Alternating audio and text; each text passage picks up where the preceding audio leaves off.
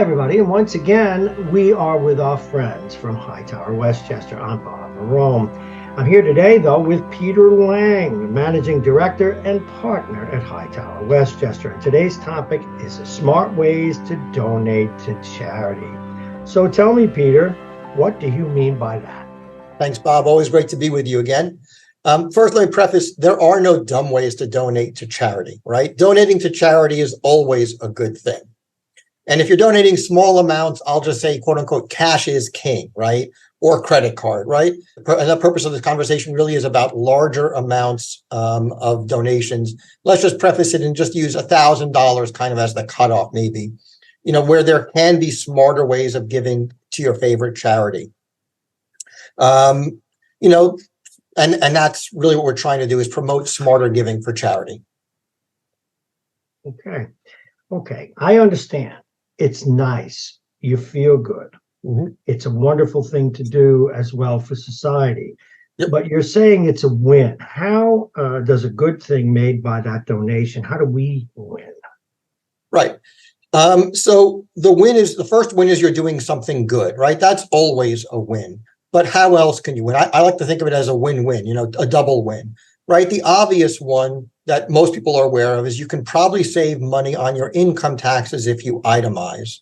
So if you make a donation to a charity and you keep records, and I don't want to go too far down the tax rabbit hole, so to speak, but if you keep good records of the donations you make to charity and you itemize your taxes, those donations will give you some tax credits that can be a benefit when you do your taxes. So that's kind of one way that you win when it comes to April 15th. Again, but you just need to keep the records to do it, whether it's cash, check, credit card, doesn't really matter. Just keep the records. Okay. So what are the better ways to do it? What are the best ways to do it? Okay. So let's start with, instead of giving cash, and I'm going to give the example of, let's consider donating highly appreciated stock as an example. And for purposes of this quick discussion, I'm going to assume that we're going to donate $10,000 to your favorite charity. Okay, you can write a check for $10,000. That's the quickest, easiest way. Boom, it's done. It takes you 30 seconds. But now let's assume you donate 100 shares of ABC Company. Let's assume you bought ABC Company more than 12 months ago. And for purpose of the conversation, let's assume you paid $25 a share. And today those shares are at 100. So your total cost was $2,500, but the value today is $10,000. So first, you can always just simply sell the $10,000 worth of ABC stock. You'll have a $7,500 gain. Federal capital gain rates are, let's assume, 20% for purposes of this conversation.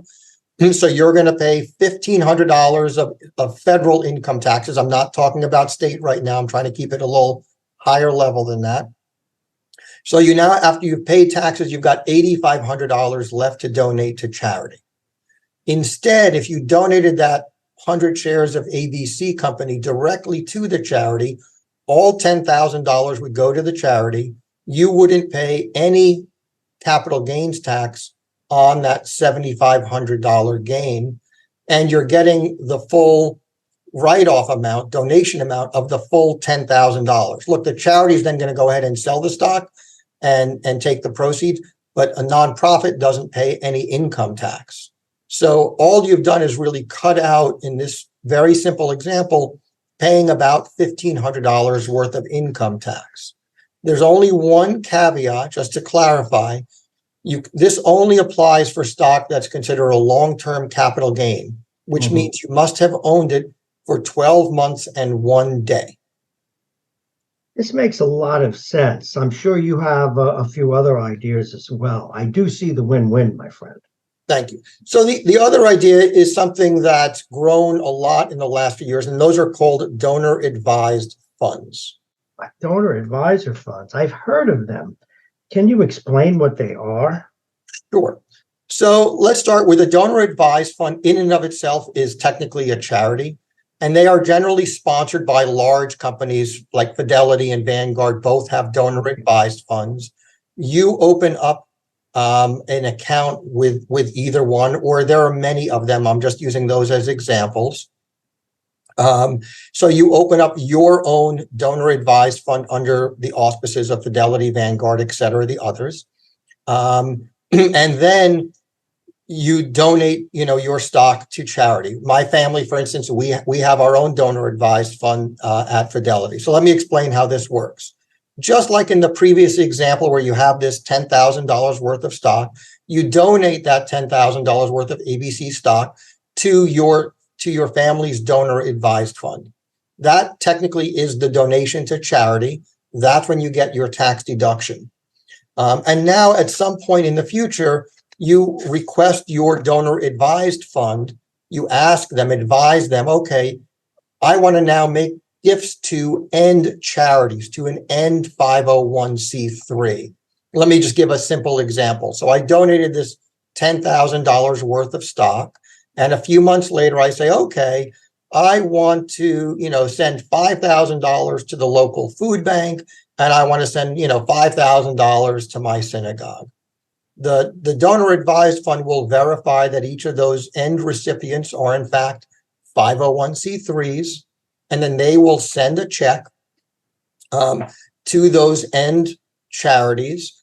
They'll either put my name on it if I ask them to, or I can even make an anonymous donation where the charity receives this check from from Fidelity, from Vanguard, and it just says anonymous donation. So if I want to remain anonymous, I can. And then I can, I can ask that to be supporting a particular program that might be running at the food pantry or something of that nature. Wow. So what are the other advantages to a donor advisory fund? Okay.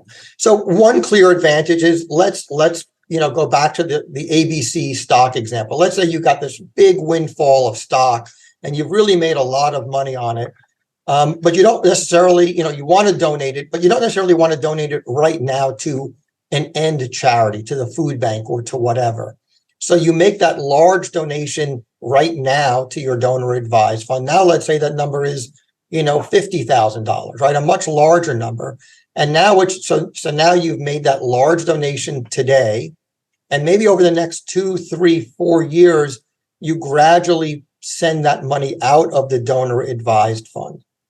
In the meantime, the donor advised fund has sold the stock and they've asked you how you want it invested, and you can invest it either generally the very conservative, moderate, or more aggressive way. So the money can be working for you pending the time until you request the monies be sent out.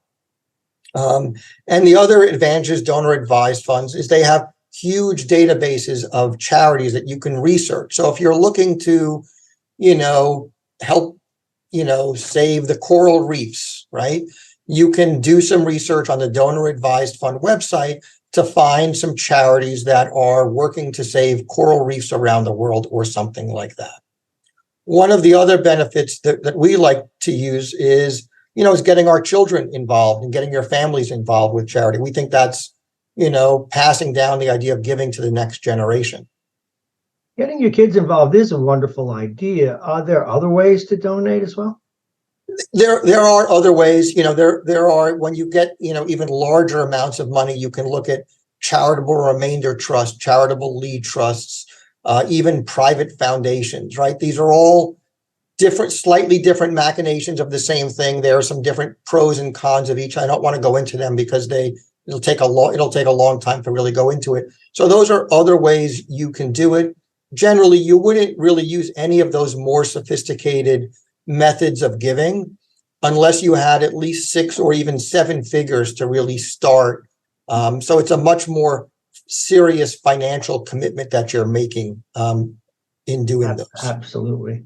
Suppose someone has an IRA or a 401k and they want to make what y'all in the business call a QCD, a qualified contribution. Qualified charitable donation, Bob. Thanks for the question. It only applies to IRAs, not 401ks. Okay. And it only applies to those that are over 70 and a half. So let's assume that you're 75 years old as an example, and you've got a required minimum distribution of $10,000 to take from your IRA this year. Mm-hmm. When you take that $10,000, you're going to pay income tax as ordinary income on that $10,000. Now, let's assume that at the same time you want to make a donation to the food bank or to your favorite local charity or whatever charity it is of that same $10,000. A way to do it is you can direct the $10,000 to go from your IRA directly to the charity. It's called a qualified charitable donation. Mhm. The custodian of your IRA will have a simple form to you to complete, to fill out, to allow it to happen. They will then send that $10,000 directly to the charity.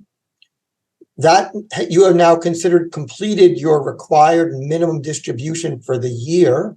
Wow. So you don't pay any income tax, and the $10,000 goes directly to the charity. Now, the other caveat is you don't get a tax deduction for that $10,000, but you also didn't pay any income tax. Mhm. Generally, it's going to be a little better by not paying any income tax versus getting the tax deduction. Sure. And you can even donate up to $100,000 per year out of your IRA to charity using this QCD approach. It makes a lot of sense. Question, just to follow up. A straightforward, it has to be an IRA. Any of these other type retirement accounts do not qualify for this. Correct. Has to be out of an IRA account. It Yes. has to be out of an IRA account. You've done it again. You make a lot of sense. This is good for someone in your business. Peter Lang, the managing director and partner at Hightower Westchester. I can't thank you enough. This is excellent. It's really good information. Thank you. Thanks so much, Bob. Always enjoy spending time with you. Always good here to see you as well. Take care, my friend, and have a wonderful rest of the day. Be well.